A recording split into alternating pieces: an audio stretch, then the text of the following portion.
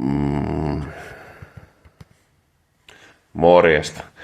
Nopea päivitys tässä, kun mä tein äsken 12 minuutin video, mutta en sitä pystynyt tuohon edes postaan, niin tosiaan ei mitään hätää. Mulla nyt joku vitu paiset tuli tonne viikonloppuna tonne Pakaraan ja se on sunnuntaina oli jo helvetin kivulias, niin kuin, että aina kun istuu yritit, niin sattui niin saatanasti ja sama kun nouset, niin kun se painuu siinä, niin mulla oli sitten aamulla, kun mä menin nukkuun, niin oli palelti hirveästi, niin mä tiesin, että nyt on joku vialla, että varmaan se paise siellä tulehdusarvoja nostaa. Ja mä soitin sitten terveystaloon jo yksityiselle, että mä saan mahdollisimman nopeasti hoitoon. Tiistaille ajan, mutta vittu, oli sitten tuo Kimpeellä tänään vieraana ja vaikka päivällä tuntuu jo kuumeiselta olo, kun heräsinkin, mutta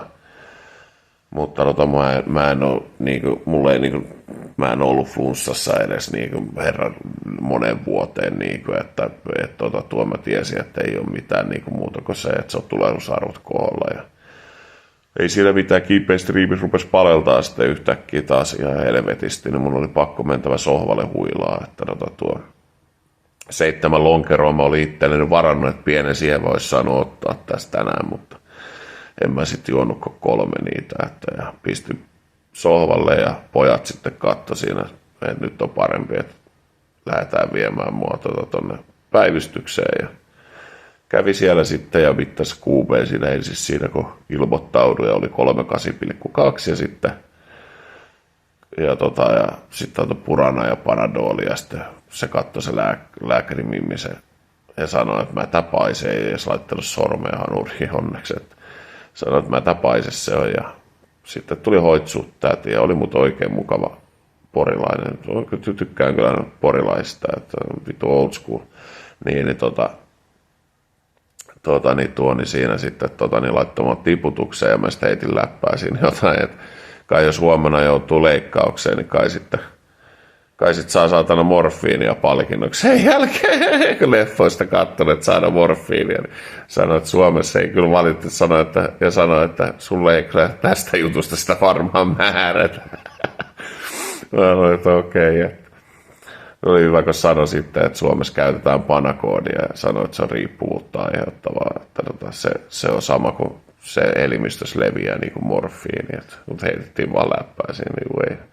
Mitä oli siinä tiputuksessa sitten, ja ne sanoi, että tuuks mä aamulla, tai niin kuin sanoi, että ne jättäisi sut yöksi tänne. Mä sanoin, että mulla on kavaplaite himassa, että se pitäisi sitten hakea, ja mä sanoin, että eikö se ole sama, että jos mä tuun aamulla tähän, ja mä laitan nyt herätyksen 6 itselleni, tai varttia yli 6, ja otan pari tunnin tirsat tässä, ja on varmaan huomenna sitä aika väsynyt, eli huomenna mennään aamulla sitten labraan siihen päivystykseen, ja ne ottaa labratestit siinä, ja sitten se kirurgi päättää siinä, että lähteekö se antibioottikuurilla vai tarviiko se avata. Ja sitten jos se avataan, niin se tarkoittaa sitä, että ne nukuttaa mut nopeasti ja ne viiltää veitsellä se auki ja puristaa sen mädän pois sieltä ja sitten se on siinä. Ja ei siinä sen kummempaa ja mennään se nyt tekemään tuossa noin ja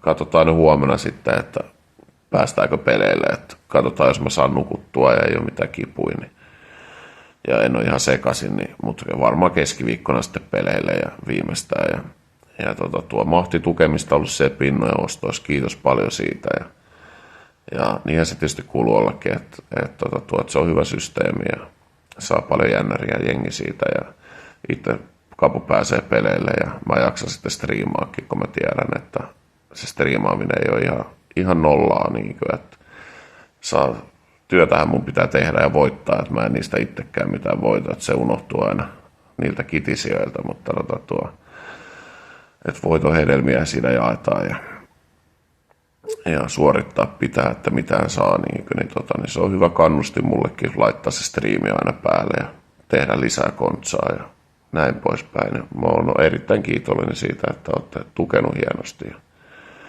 kiitos siitä ja mulla on vaan henkinen takki nyt, ei nyt tämän takia, vaan mulla on nyt vaan, että me ollaan painettu koko syksy tossa nyt. Ja nyt on tullut heinäkuussa lähtien todella kovalla tahdilla ja tulee jatkossakin. Mutta mulla on todennut elämän muilla osa-alueilla, mun energia pitäisi riittää joka paikkaan ja henkiset voimavarat tukemiseen ja kaikkeen. Niin kun on lapsia paljon ja näin poispäin, niin, niin rupeaa olemaan vähän takki tai sittelä tyhjää ja pitäisi ulkoille pääsee, niin toivottavasti päästään mahdollisimman nopeasti lenkkeille ja muuta, että saadaan henkistä kapasiteettia, terveellistä elämäntapaa. Että nyt on kaikki vähän finaalissa, että pitää hommaa kaikki alusta taas, vaatteet ja muut, mutta eikä me tällä viikolla tehdä tulosta, niin käydään sitten vaateostoksilla ja näitä elämän muita perustärkeitä, sänkyjä ja muuta yritetään hommaa, mutta ja sitten taas päästä pikkuhiljaa hoitaa muitakin talousvelvoitteita, niin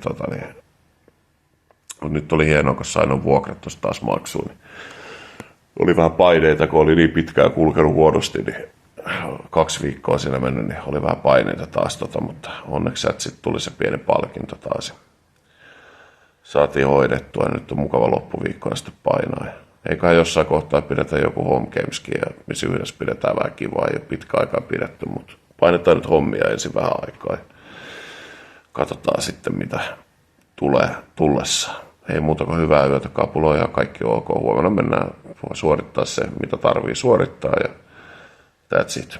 Hyvää yötä kaikille. Moi moi.